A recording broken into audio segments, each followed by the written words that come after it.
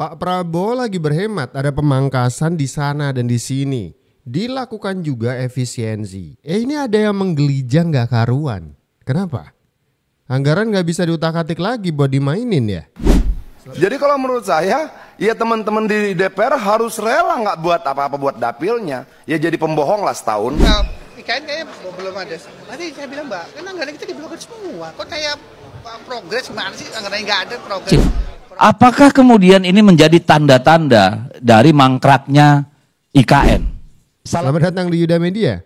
Anggaran disunat, pemain kesulitan cari ceperan, menggelijang seperti cacing kepanasan. Kasian ya. Ini emang harus kita setujui ya. Karena memang nggak masuk di akal. 63 km 1 tahun. Jalan kita mau bangun apa? Enggak, kalau perjalanan jembatan ini 12,48 triliun, 63 km 4342 1606 dan sebagainya, itu memang kecil sekali. Jadi pimpinan mau kita putar-putar ya nggak bakal dapat dapilnya. Artinya memang pengurangan 80 triliun ini dampaknya kemana-mana. Tapi kalau sebagai menteri siap mengambil tanggung jawab terhadap, misalnya kita bicara kalau sumber daya air ini 10,7 triliun. Terus kita mau bicara tentang ketahanan pangan sementara rehabilitasi jaringan irigasi cuma 16.000 hektar dari sekian banyak yang lain. Ya memang tidak akan tercapai. Jadi kalau menurut saya, ya teman-teman di DPR harus rela nggak buat apa-apa buat dapilnya. Ya jadi pembohong lah setahun. Tidak mampu menepati janji-janjinya. Kira-kira begitu pimpinan. Karena memang tidak ada yang bisa itu kotak-katik ini, saya baca dari tadi nih. Apa yang mau kita kotak-katikin? Nggak ada lagi. Kita pindah jadi jembatan gantung, jalan nggak terbangun. Kita pindah jadi yang lain tidak terbangun. Tapi kalau memang tidak bisa dirubah lagi, angka ini ya ketok aja. Toh yang akan bertanggung jawab nanti pemerintahan secara keseluruhan ketika rakyat tidak dapatkan bantuan apa-apa di bawah. Emang dulu kalau misalkan pemerintah dapat kritik, DPR belain? Enggak juga. Ini orang kenapa jadi semacam kayak ada yang kehilangan gitu. Ini kemudian kalimat selanjutnya adalah kita jadi pembohong saja selama 1 tahun. Maksudnya apa begitu? Makanya ketika pilihan untuk jadi legislatif gitu ya, jadi legislator pas jadi caleg gitu ya, gak usah banyak menjanjikan sesuatu yang kemungkinan Anda jadi anggota dewan itu susah untuk membuktikan, mewujudkan dan merealisasikan gitu. Cuman biar kepilih janjinya setinggi langit. Giliran begini sulit sendiri kan. Terus nyalain pemerintah. Pemerintah yang tanggung jawab. Ya dari dulu pemerintah bertanggung jawab. Emang DPR mau diminta pertanggungjawaban juga kan enggak? Pasti ada. Cuman makanya tadi saya bilang satu-satu lah. Kan kerjanya mesti satu-satu gitu. Ini pemotongan anggaran itu atas dasar instruksi presiden, atas dasar menteri keuangan, sesuai peraturan kan mesti disetujui oleh DPR Komisi 5. Setelah itu saya berdasarkan persetujuan, saya menghadap lagi tuh ke Bu Menteri Keuangan, sudah disetujui ya, tolong dibuka anggaran kami. Nanti baru kita mikirin lagi untuk preservasi karena paling depan kita Lebaran. Nggak cuma masalah preservasi Mbak, Lebaran itu nggak cuma preservasi doang, ada yang lain-lain juga. Ini kan musim hujan. Bagaimana pada saat arus mudik itu, pada saat ada banjir misalnya, kita bisa support gitu. Jadi nggak cuma masalah preservasi, banyak. Usulan dibukanya berapa besar Mas? Usulan dibukanya berapa besar? Usulan dibuka. Pak, kendala anggaran, kan ini pemotongan anggaran. Kendalanya nanti seperti apa Pak kalau misalnya dari Kendalanya sementara waktu sih aman-aman aja ya. Maksudnya dengan saya ada orang yang terbiasa mengerjakan sesuatu dengan apa yang saya punya. Saya maksimalkan dengan apa yang saya punya. Kalau sudah maksimal, ternyata kemudian tuntutnya lebih besar, ya tinggal bilang tuh Pak Presiden saya sudah maksimal dengan yang Bapak kasih, saya mohon tambahan dong. Gitu aja. Tapi saya ingin tunjukkan dulu. Dengan itu saya bisa mengerjakan sesuatu. Gitu. Itu sih. Realisasi anggaran IKN ini ada nggak? Kemarin kayak yang dipaparin tadi kan per Desember ya? Ya karena kan itu kan 2024 kan. Per 2025 udah ada realisasi Pak? Realisasi anggaran kayak IKN kayaknya belum ada. Tadi saya bilang Mbak, kan anggaran kita diblokir semua. Kok kayak progres gimana sih? Anggaran nggak ada progresnya. buat beli makan siangnya Pak Menteri, itu progresnya. Nggak akan ada. Udah ya? Pak, Udah. nggak akan ada lelang proyek yang di modal waktu itu, Pak. Yang kurang jumbo. Ini nih yang disalahpahami nih. Ketika Menteri PU mengatakan anggaran IKN diblokir, digoreng ke sana ke sini gitu ya. IKN mangkrak. Prabowo potong tutup blokir. Anggaran untuk pembangunan ibu kota Nusantara. Waduh, bener nih IKN mangkrak dan seterusnya. Padahal ini tuh cuman karena ada instruksi penghematan, ada instruksi presiden untuk merevisi dari anggaran masing-masing kementerian. Makanya prosesnya setelah ada instruksi presiden harus disetujui DPR dulu. Kemudian direvisi oleh Menteri Keuangan dan seterusnya sampai masing-masing kementerian bisa jalan dengan skema anggaran baru. Itu aja. Nunggu proses. Diblokir tuh emang belum bisa dipakai karena ada proses-proses ini tadi. Udah digoreng macam-macam.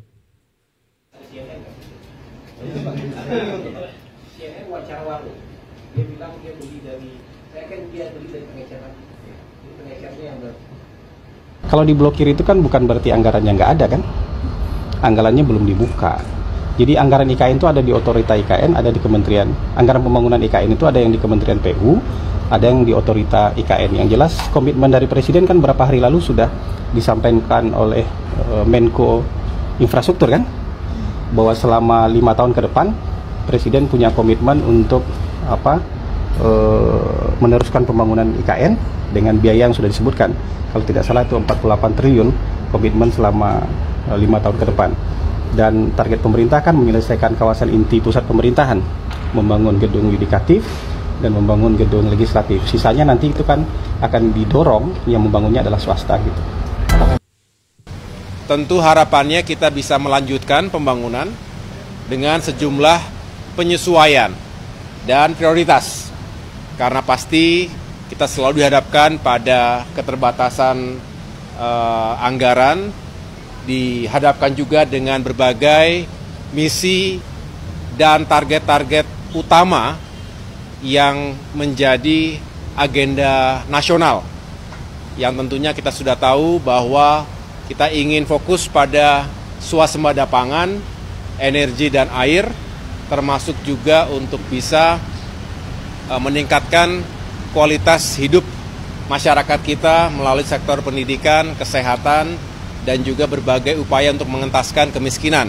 Dan program makan bergizi gratis yang juga diharapkan bisa meningkatkan kehidupan masyarakat, terutama generasi penerus kita, anak-anak kita. Apakah kemudian ini menjadi tanda-tanda dari mangkraknya IKN? Salah satu alasan dulu kita mendukung IKN, kita dari PDI Perjuangan, selain alasan historis, alasan kebutuhan Jakarta, adalah bahwa itu akan dilaksanakan dengan peran swasta, tidak makan APBN. Kemudian dilaksanakan dengan berhati-hati, tidak dengan sistem kebut semalam. Dan sampai hari ini pun kita masih menyetujui itu. Tahun lalu kita mengalami defisit sekitar hampir 400 triliun. Tahun 2025 proyeksinya sekitar 1.200 triliun nih defisit APBN. Lalu apakah kemudian menjadi realistis bagi Pak Prabowo nyeburin 14,5 triliun ke IKN yang nggak dinikmati siapa-siapa? Di saat sektor-sektor lain sebenarnya membutuhkan anggaran yang langsung dinikmati oleh rakyat. Saya berharap Pak Prabowo menjadi realistis. Janganlah ceburkan uang gila-gilaan di sana pada saat ruang fiskal kita memang sangat terbatas. Sebelum kita bahas lebih lanjut atau kita tidak perlu bahas lebih lanjut, kita cuma perlu menggarisbawahi kalimat awal dari Deddy Sitorus. Bahwa dirinya dan partainya, Partai Demokrasi Indonesia Perjuangan, membela, mendorong dan mendukung proyek IKN di awal. Udah itu aja. Jadi kenapa sekarang menjadi menolak, menjadi menjegal dan seterusnya? Ya karena pisah jalan dengan Pak Jokowi.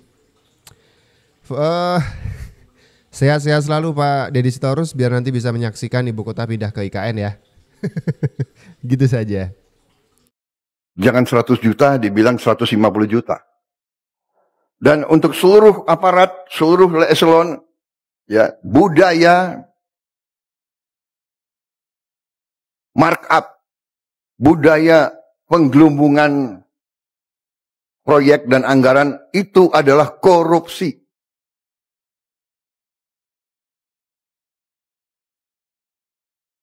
Saya ulangi, penggelembungan markup barang atau proyek itu adalah merampok uang rakyat. Kalau bikin proyek yang nilainya 100 juta, ya 100 juta. Bikin rumah 100 juta, ya 100 juta. Jangan 100 juta dibilang 150 juta. Budaya ini harus kita kurangi, saudara-saudara. Bukan kurangi, maaf, harus kita hilangkan. Ya.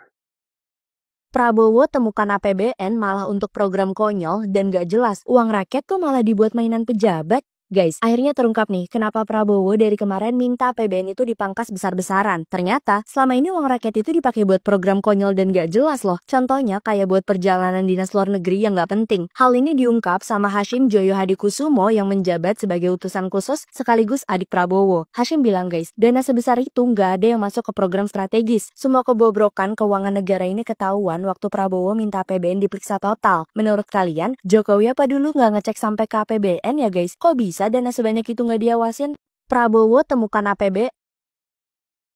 KPK sebut petugasnya ditangkap oknum polisi diduga suruhan Hasto saat mau OTT Harun Masiku di PT IKA. Komisi Pemberantasan Korupsi mengungkap petugasnya justru diamankan oleh oknum polisi pada saat hendak lakukan operasi tangkap tangan terhadap ex-kader PDIP. Harun Masiku di Kompleks Perguruan Tinggi Ilmu Kepolisian Jakarta Selatan tahun 2020.